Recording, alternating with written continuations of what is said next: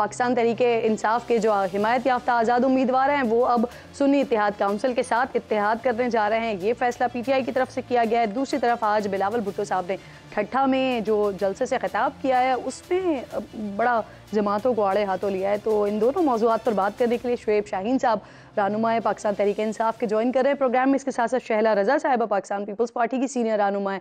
दोनों खुशामदीद कहूँगी। शुएब साहब सबसे पहले तो आप फरमाइए सर, सुन्नी इत्तेहाद काउंसिल के साथ इत्तेहाद का फैसला आप लोगों ने किया है, तो ये मुआहिदा क्या तय पा गया है? और आप लोगों के तो MWM के साथ भी मामला तय पा गए थे।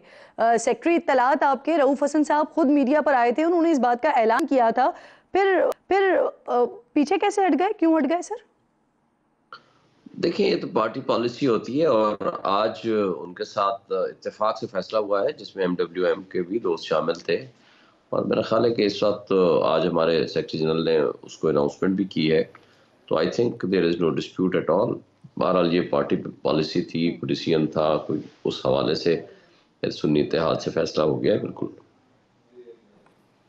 जी। अच्छा, ये जो आपका मुआहिदा है ये सिर्फ सिंध और पंजाब में होगा या ये विफाक में भी इस सतह पर इत्तेहाद होगा सुन्नी इत्तेहाद काउंसिल के साथ? देखिए, इसमें तो मेरा ख्याल है कि कुछ ज़्यादा तफसीलात तो मेरे नॉलेज में नहीं है क्योंकि आज ही ये हुआ है और आज उसकी प्रेस कॉन्फ्रेंस भी कर दी है उमर अयूब साहब ने और गौर साहब ने और उसकी तफसीलात बता दी हैं और उसमें मेरा ख्याल है कि फेडरल में भी है और पंजाब में भी है। मरकज के, ठीक है, आप कह रहे हैं फेडरल में भी और पंजाब में भी। अच्छा सर, इस इत्तेहाद या शमूलियत के बाद शुएब साहब होगा क्या? तमाम उम्मीदवार वापस तहरीके इंसाफ में आएंगे या कोई और प्लान कर रहे हैं आप लोग? देखें, इसका तो एक लीगल कवर देना मकसद है ना हमारा, ताकि हमारी जो सीटें हैं, रिजर्व सीटें, वो ना ज़ाय हो जाएं। वो सीटें हमें मिल जाएंगी। बाकी तो हमने इंटर पार्टी इलेक्शंस कराना है और फिर हमारा पीटीआई के साथ ये एक इत्तेहाद हो जाएगा। ऑटोमेटिकली हम अपनी पार्टी में ही वापस जाएंगे, उसमें तो कोई कबाहत नहीं है। शुएब साहब, ये जो मखसूस नशिस्तें हैं ये आपको मिलेंगी कैसे? क्योंकि सुन्नी इत्तेहाद काउंसिल ने तो खुद इलेक्शन भी नहीं लड़ा और उन्होंने अपनी ऑब्वियसली फिर मखसूस नशिस्तों की फहरिस्त भी जमा नहीं करवाई, तो ये कैसे मिलेंगी आपको? नहीं, उसमें तो कोई दूसरी राय नहीं है। वो तो देखें ना, आप कोई भी पार्टी का ये शेयर होता है।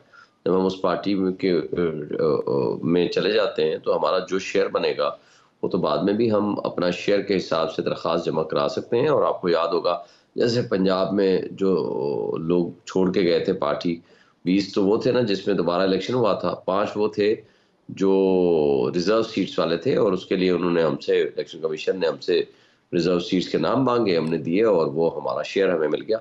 तो वो तो पार्टीज का शेयर होता है कि जितनी नुमाइंदगी आपकी असेंबली में है उसी तनासुब के हिसाब से आपको वो जो रिजर्व सीटें मखसूस मिलती हैं नशिस्तें, माइनॉरिटी नशिस्तें और खवातीन की नशिस्तें आपको मिल जाती हैं। वो इलेक्शन का बाद एक में भी आप 2 to अप्लाई 4 कर सकते मौजूद है। सही कह रहे हैं आप। ठीक, सही। शैला रज़ा साहिबा, बहुत शुक्रिया। अस्सलाम वालेकुम। सबसे पहले तो ये फरमाइए, आज बिलावल भुट्टो साहब ने जलसे से खिताब किया ठट्टा में और उन्होंने कहा कि उन्हें ये कहा गया था कि 3 साल के लिए नून लीग और 2 साल के लिए पीपी का वजीर आजम होगा, लेकिन उन्होंने इनकार कर दिया।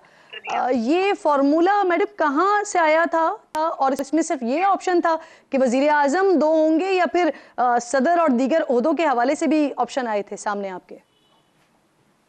जाहिर है कि नून लीग की जो है वो इस वक्त सबसे ज़्यादा जो है नंबर है एनए पे और उन्होंने अपने तौर पर ये ऑफ़र दी होगी और कौन देगा कि इस तरह से कर लेते हैं, क्योंकि कोई भी पार्टी जो है वो सादा अक्सरियत नहीं ले सकी है। तो उन्होंने ये मुनासिब समझा होगा कि ये ऑप्शन रखें कि इस तरह कर लें। जैसे इससे पहले बलूचिस्तान में जो है 2 वज़राए आला रहे, लेकिन हम नहीं समझते, चेयरमैन नहीं समझते, हमारी पार्टी की सीईसी नहीं समझती कि इस तरह से किया जाए, इसलिए उन्होंने इसको रिफ्यूज़ कर दिया। और इस फैसले को पार्टी में हर लेवल तक पसंद किया जा रहा है कि हम कैबिनेट का हिस्सा नहीं होंगे। और ये हतमी है, ये अभी तक हतमी है? ज़ाहिर है चेयरमैन ने आज पूरे जलसे में ऐलान किया है, उससे पहले सीईसी का फैसला है, सीईसी के फैसले के सब पाबंद हैं, तो ये हतमी है बिल्कुल अभी तक तो बिल्कुल।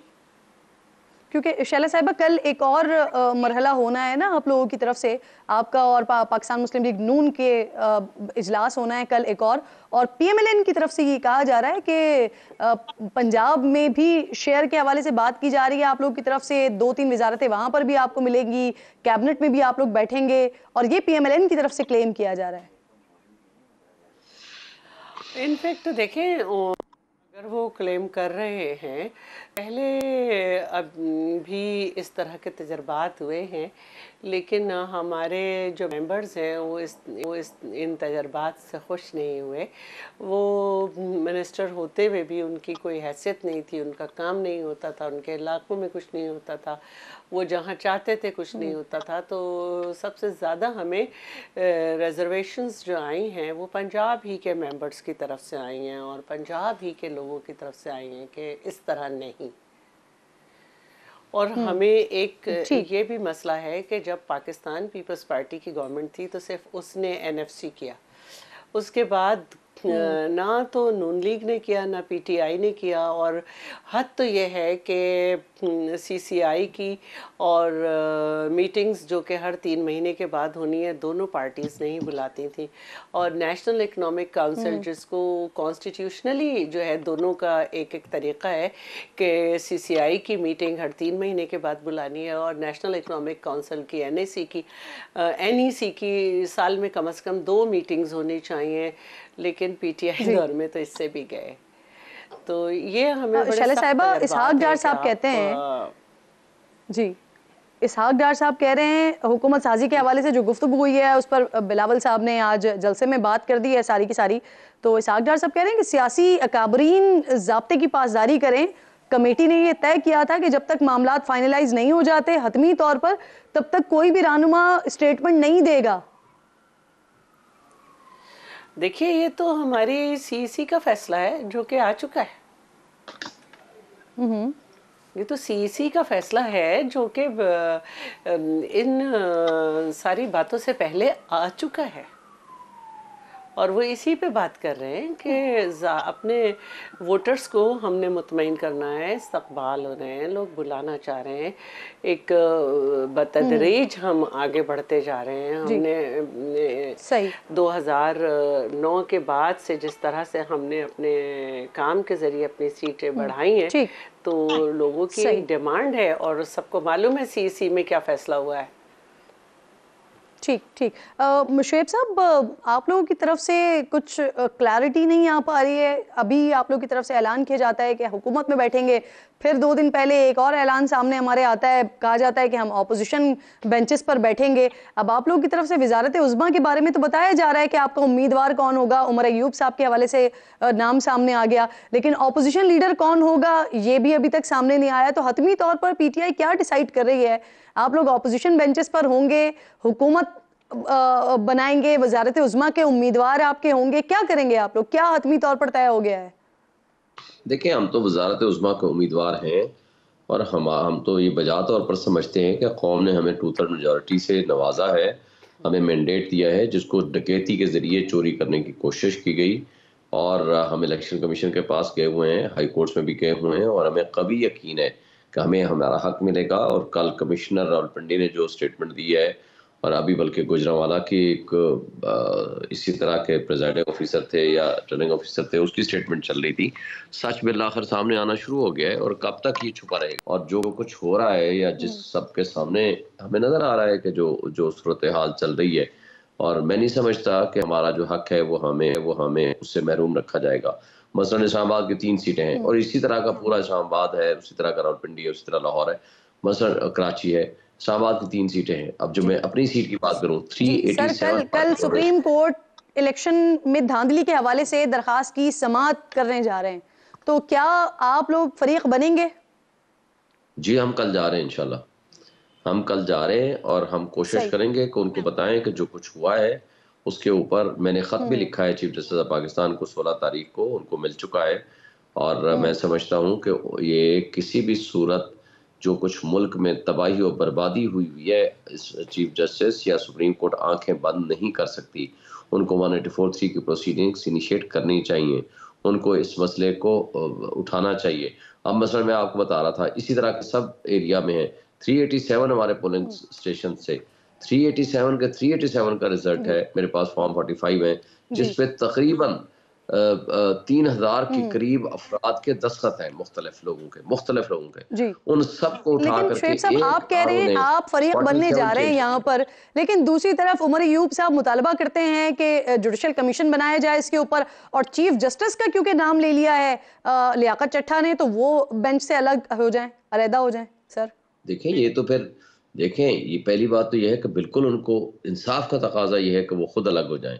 ये खुद उनका मुतालबा रहा है हमेशा हर जमाने में कि अगर किसी जज का कोई मामला हो और इतना इंपॉर्टेंट इशू हो तो फुल कोर्ट बननी चाहिए, और उसमें चीफ जस्टिस ऑफ पाकिस्तान पे चूंकि नाम आया है, मुनासिब यही होगा, इंसाफ का तकाजा ये है कि वो अपने आप को अलग कर लें, ठीक, इसमें कोई हर्ज नहीं है। सही। इसलिए अच्छा कि शैला साहिबा, आज क्या आप लोग भी फरीक बनने जा रहे हैं? क्योंकि पाकिस्तान पीपल्स पार्टी भी तो एतराज कर रही है ना, आपको भी तो एतराज है कि धांधली हुई है। जब से पाकिस्तान पीपल्स पार्टी को बने हुए 55 साल हो रहे हैं, और कोई इलेक्शन ऐसा नहीं है कि जिसमें धांधली ना हुई हो, और हम ये समझते हैं कि सबसे ज़्यादा हमारे रास्ते रोके गए हैं। अब जहाँ तक इल्ज़ामात की बात है, तो देखें, किसी को चोर डाकू कहने से चोर डाकू नहीं होता बंदा। किसी की कोई चीज़ बात करने से उस वक्त तक जो है वो गलती नहीं होती जब तक कि आप प्रूफ ना कर सकें। मिसाल के तौर पर जरदारी साहब को 11.5 साल और फिर 3 साल अलग जेलों में रखा गया, और यहाँ तक कि तशद्दुद में इतना आगे बढ़ गए कि ज़बान काटी गई। फिर फरियाल साहिबा जो हैं, उनको जिस तरह से चांद रात को भी देखा हमने कि जब लोगों को छोड़ दिया जाता है, घसीट के जेलों में डाला गया, लेकिन कुछ प्रूव नहीं हुआ। तो अगर हम ये समझते हैं कि हमारे पास पूरे सबूत हैं तो हमें ये बिल्कुल करना चाहिए।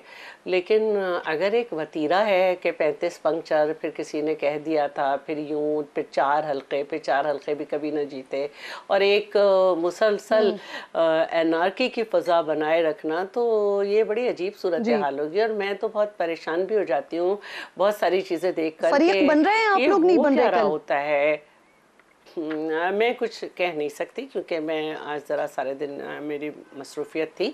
कुछ हलकों में हमें ज़ाहिर है कि रिजर्वेशंस हैं, लेकिन उसमें फरीक बन रहे हैं, ये मेरी नॉलेज में नहीं है।